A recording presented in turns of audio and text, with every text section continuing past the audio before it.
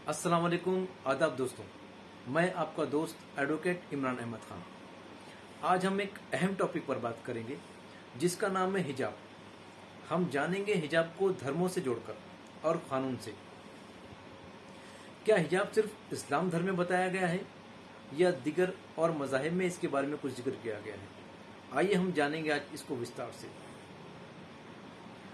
अगर हम पढ़ेंगे हिंदू धर्म की किताब, हिंदू धर्म में सबसे ऊंची किताब है ऋग्वेद। अगर हम पढ़ेंगे ऋग्वेद किताब नंबर 8, पाठ नंबर 33, मंत्र नंबर 19, इसमें कहा गया है, ऐ औरत, ब्रह्मा ने आपको औरत पैदा किया है, इसीलिए अपनी नजर नीची करो, लो योर गेस, और जो कपड़े आपके जिस्म को छुपा रहे हैं उस जिस्म का हिस्सा मत दिखाओ।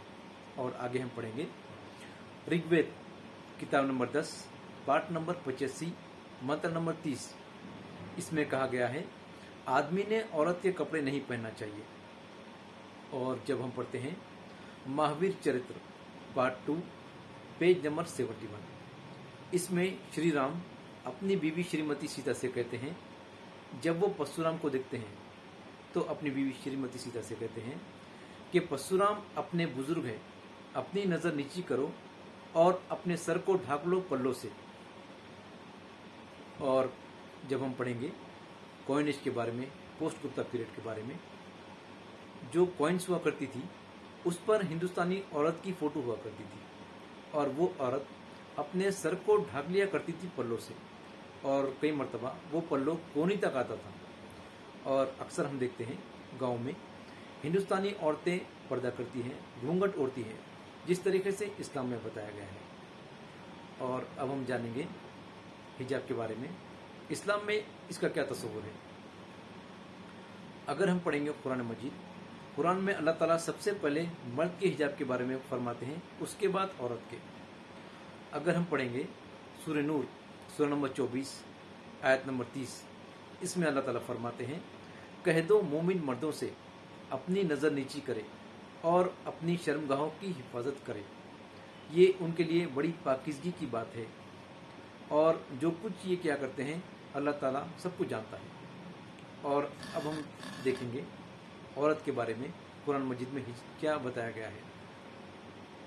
अगर हम पढ़ेंगे सूरह नूर सूरह नंबर 24 आयत नंबर 31 में अल्लाह ताला फरमाते हैं, कह दो मोमिना औरतों से अपनी नज़र नीची करे और अपनी शर्मगाहों की हिफाजत करे और अपने सीने पर चादर डाल दे और अपने सर को ढाक ले खिमार से, यानी ओढ़नी ओढ़ ले, और अपनी जिनत किसी को ना जाहिर करे, सिर्फ शोहर के सामने इजाजत है।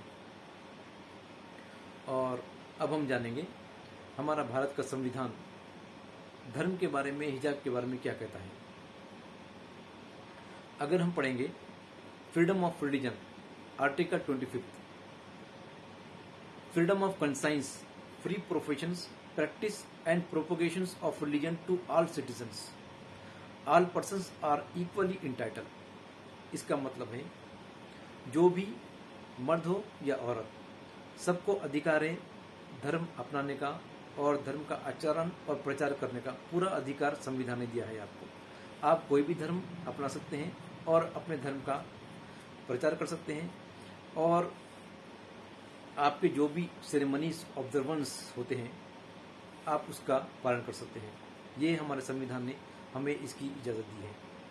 और जब हम पढ़ते हैं सुप्रीम कोर्ट का लैंडमार्क जजमेंट श्रीरुमठ 1954, supreme court digest page number 282, इसमें सुप्रीम कोर्ट ने कहा है, जो भी आपके ऑब्जर्वेंस सेरेमनीज, जो भी आपके सदियों से परंपराएं चली आ रही हैं, आप उसका पालन कर सकते हैं।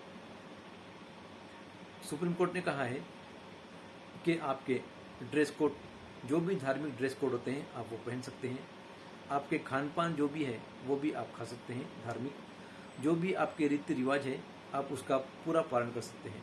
इस केस में सुप्रीम कोर्ट ने कहा, इस केस में सुप्रीम कोर्ट ने एक टेस्ट किया है, what is essentiality of religion and what is practice, धर्म में क्या अहम है और क्या प्रैक्टिस है।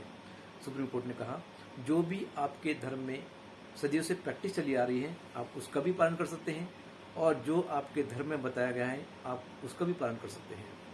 मिसाल के तौर पर अगर हम देखेंगे सबरीमाला टेम्पल में जो लोग प्रार्थना करते हैं वो ब्लैक ड्रेस पहनते हैं, उनका स्पेसिफिक ड्रेस होता है ब्लैक। तो संविधान ने उनको भी इजाज़त दी है कि आप आपका ड्रेस पहन सकते हैं धार्मिक। और देखेंगे हम दूसरे धर्म में, जैन धर्म में श्वेतांबरा दिगंबरा में जो महाराज कपड़े नहीं पहनते हैं उनको भी संविधान अधिकार देता है, वो भी उनकी परंपराएं चली आ रही है सदियों से, वो भी उस पर अमल कर सकते हैं। और इस्लाम में मुस्लिम ख़वातीन हिजाब पहनती हैं, उनको भी संविधान अधिकार देता है कि आप भी हिजाब पहन सकते हैं। क्रिश्चियन धर्म में उनके धर्म में बताया गया है कि उसको भी संविधान हमारा प्रोटेक्ट करता है। संविधान ने कहा है कि आपके जो भी धार्मिक ड्रेस कोड होते हैं आप वो पहन सकते हैं, जो भी आपकी धार्मिक परंपराएं हैं आप उसका पालन कर सकते हैं, इसमें किसी भी किस्म की रुकावट नहीं आएगी, ये सुप्रीम कोर्ट ने कहा। Human basic values accept by centuries. और जब हम पढ़ते हैं बॉम्बे कोर्ट जजमेंट 1909,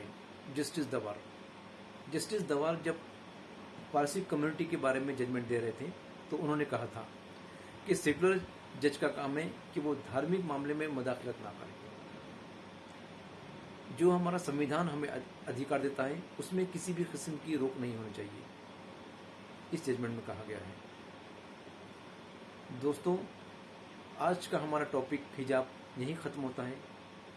अगले टॉपिक के साथ हम फिर हाजिर होंगे, तब तक के लिए इजाज़त दीजिए। अल्लाह हाफ़िज़, जय हिंद।